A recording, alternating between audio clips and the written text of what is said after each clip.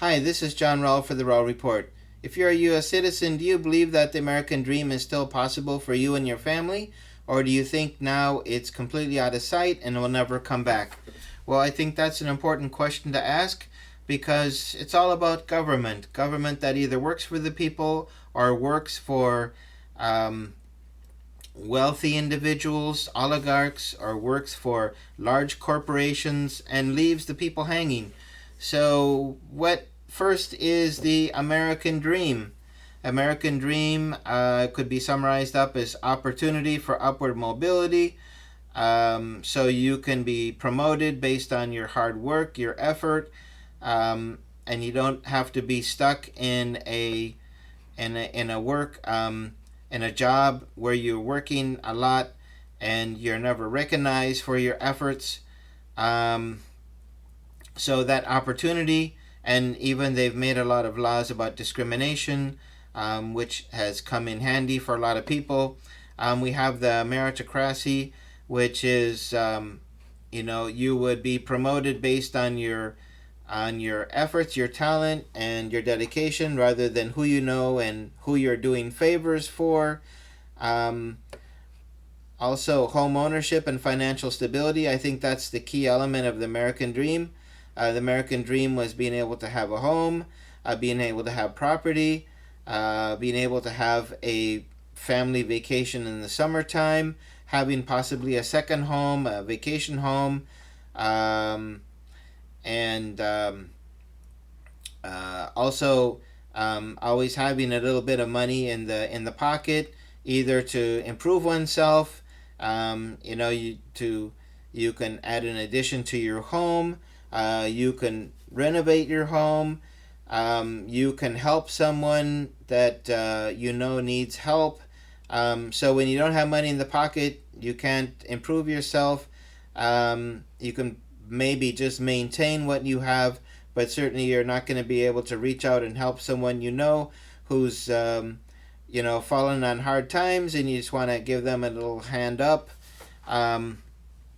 So also we're talking about freedom, so freedom of speech, freedom of religion, and also freedom to be able to ask for transparency and accountability from our government, and to try to always have improvements in our infrastructure, in our community, and finally, better prospects for the next generation.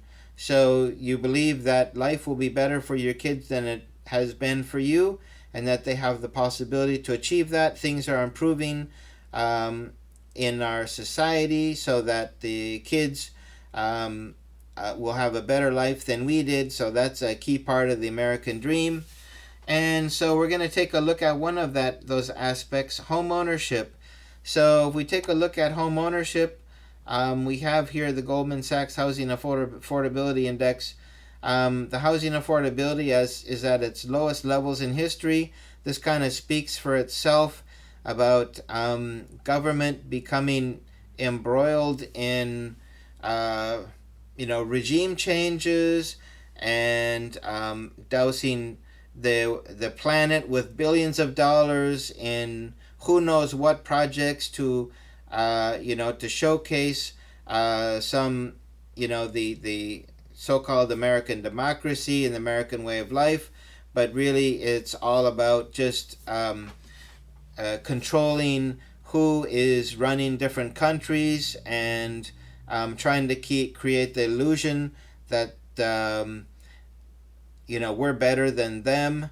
And so more and more of government is here to maintain a kind of an empire rather than improving lives for the average American. So you can see it right here, and you know that in the past, since especially the year 2000, we had the Iraq War, we had the Afghanistan conflict, we've had a whole number of different conflicts. We were propping up a puppet regime in Ukraine since 2014. So all this money's going out the door, going out, never coming back. Meanwhile, our roads are getting worse, our infrastructure is worse, our bridges, our airports, um, and when you drive down the road and you see, well, gee, that they're just not painting the lines anymore. So at nighttime, it's dark, it's rainy, you can't even see where the road is. And you wonder, hey, why don't they have the money? Oh no, well, it's being shipped overseas to who knows what, puppet government that we're maintaining on life support. And so you can see the result of this is a worse situation in history for housing affordability. And will things improve for our kids? Certainly hard to say, but according to the trend, it certainly doesn't look like it. And all this starting to imply a worse perception of government by Americans. More Americans say the federal government has a negative impact on the country than a positive one. 2/3 of Americans say the federal government is corrupt. And while the majority of Americans say the federal government is wasteful, but it's down from the Biden years. So anyway, there's more stats here. I'll leave the link to these articles down below in the description. And I certainly hope that you can comment whether you do you think the American dream now is pretty much gone forever? Will it come back? What signs do you see that it's that things are hopeful? So anyway, and lastly, we have here a chart: public trust in government near historic lows. So you could probably match up the two charts between the housing affordability and the public trust in government, but also our public trust in government is near all-time low. And this goes back to 1960. 1960, public trust in government was very high. And at that time, the American dream was very achievable for just about anyone. And you look here, much less now. So I think the point of the American dream is that if you don't have money in the pocket, if you aren't able to buy a home, if you don't see any possibility of things improving, then what do you do? So, and certainly if you don't have any trust in government, then you probably think that they're not going to be doing anything to make life better at all. And I mean, they're totally preoccupied with Venezuela. Venezuela's not doing anything to this country. And we have, a large military force outside Venezuela looking to regime change so that we can get our hands on the oil. And let's just say that this regime change operation was successful. We get our hands on Venezuelan oil. Do you think that life would improve at all for your typical American? And why would you, if you thought that was the case, why would you think that? Why would you think that Exxon or some other oil company would even share their earnings with you? Much less the U.S. government.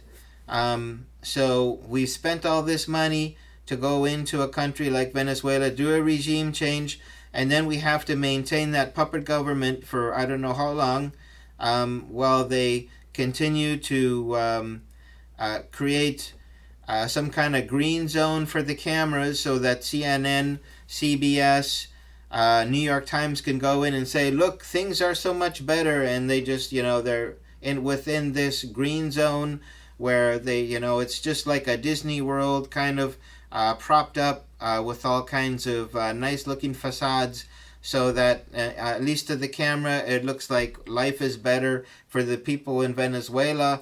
And but we're just keeping some puppet government on life support.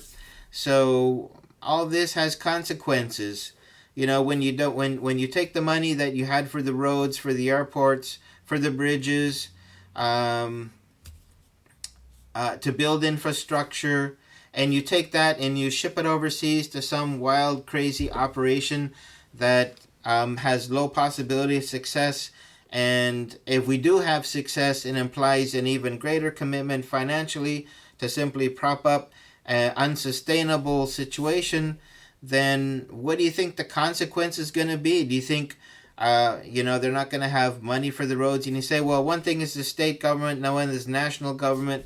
Well, in the end, when you bankrupt yourself, carrying out and creating some some golden Oz in some place far away, you're not gonna have money.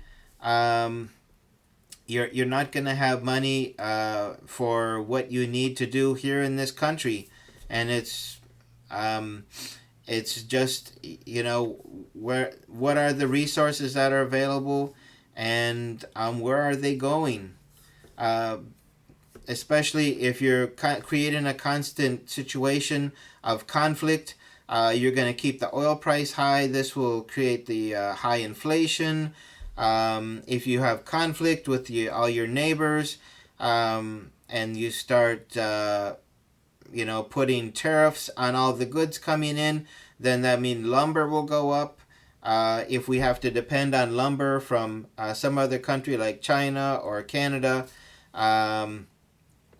and then but once you get a higher oil price, then everything goes up because everything here is moved on the highway in trucks. So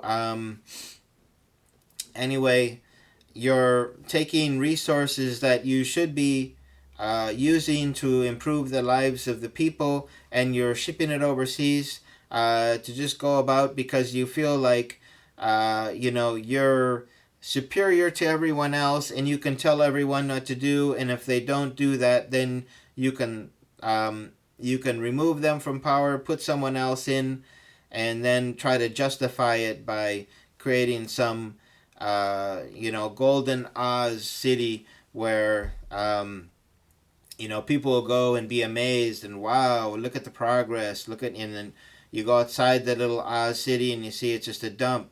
So anyway, I think in the end, all this is that we've been doing in Ukraine, the 350 billion or so that we've shipped off there, the 7 to 9 trillion we spent on the Afghanistan adventure, Afghanistan/Iraq.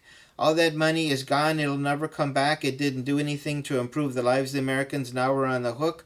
We're paying for that. We're not even paying the principal. We're just paying the interest on that. And over time, this is the result. You lose trust in government, and you begin to erode the whole economic life in the country, and you get to where houses are no longer affordable, where kids coming out of college, they can't buy a home, they're not able to get a good salary to pay their expenses, and people's optimism and motivation begins to erode. So anyway, it's all connected. And if you say, well, one thing is our foreign policy and what we spend overseas, another one is what we spend here. But I mean, we have like 850 to 900 U.S. bases to maintain this empire. We have to have our hand on the throat of every single country to tell them what to do, when to do it, who's in charge, what government you're going to have, who you can sell to, who you can't sell to, who gets your resources, what companies will be able to access your resources. So we have all these bases around the world, and rather than reducing them, we could reduce them down to about 200, 250, and we would still basically maintain a presence in just about every corner of the world. But we got to be everywhere. And all this is money that is not being well spent. And in the end, you start a little snowball at the top of the mountain, and by the time it gets to the bottom, at the top of the mountain, by the time that little snowball rolls down and picks up speed, it's a giant, huge, mammoth snowball. And so this is what's happening now during the Trump administration. He had the possibility of changing things in Ukraine since day one.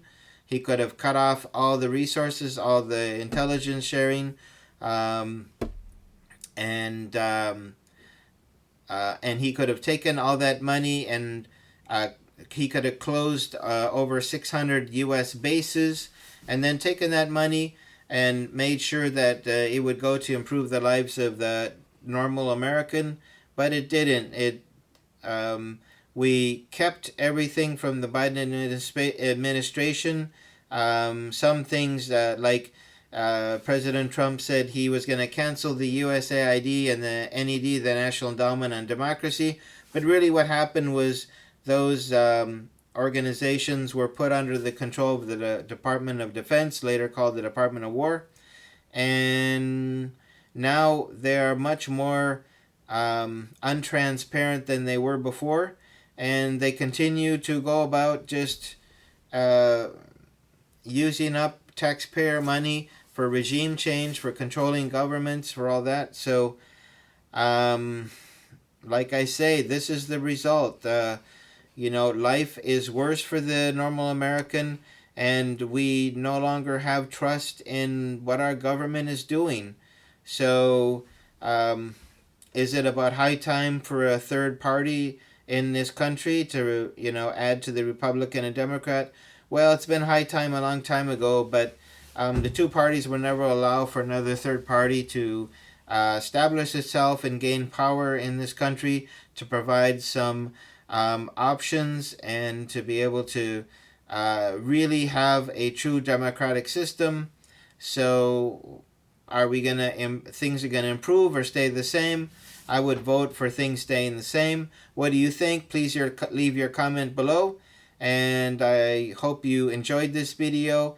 If you'd like to come back later for a future video, please subscribe, and that will help this channel grow. And if you'd like to share this video as well, I'd appreciate it.